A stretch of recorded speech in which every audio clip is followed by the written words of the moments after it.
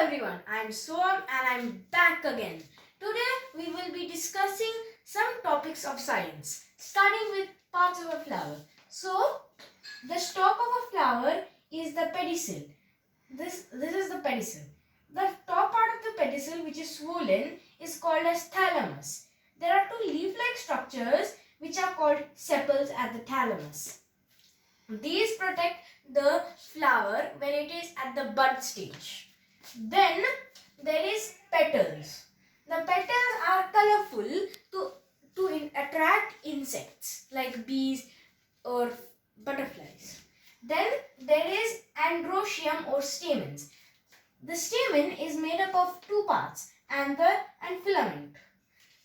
Last but not least, there is the pistil.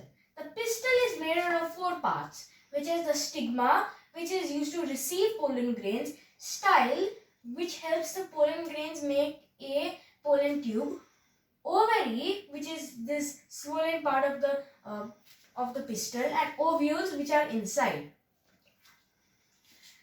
So, after flower, we will be discussing a plant.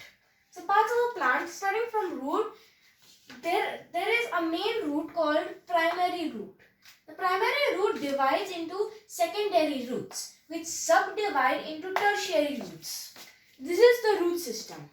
And the shoot system, so first is the stem. Next, there will be branches on which different things like fruit, bud, leaf and flower will be there. These branches grow with the help of axillary bud that helps it grow left or right. At the top, there will be terminal bud. Now this terminal bud helps the plant grow upwards. After plants, the types of motions. There are few types of motions, starting with translatory motion. Translatory motion is of two types. Rectilinear, where it is going in a straight line, and curvilinear, where it is going in a curve. Some examples of rectilinear motion are given here, like some birds flying in one direction or a car moving on a straight road. While an example of curvilinear is a person running on a curved track.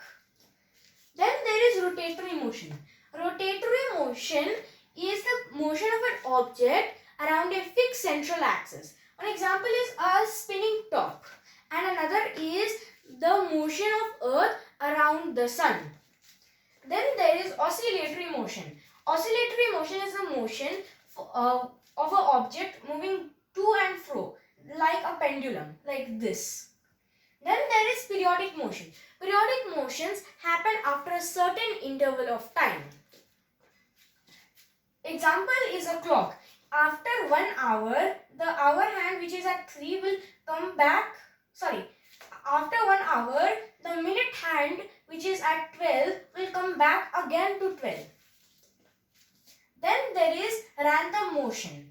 Random motion is a motion that is almost impossible to predict, like a path of this green ball. So we can never predict what will happen. Like, will the ball go into the goal or will the goalie stop it? Then there is uniform motion. So let's say you are walking naturally. Normally, 1 meter you will cover in 1 minute, and then the next meter you will cover in another 1 minute. So it is uniform. So the definition of uniform motion is if an object moves the same distance in the same intervals of time. Last but not least, there is non-uniform motion. Let's say you run for some time, like you run 3 meters in 2 minutes. But then you get tired and then walk slowly. You will cover 3 minutes, but it will be a longer time, like 4 minutes. So here there are unequal intervals of time. So non-uniform motion just means if an object covers equal distances in unequal intervals of time, or vice versa. That is unequal distances in equal intervals of time. Well, that's it for today, folks. See you in the next video. Bye.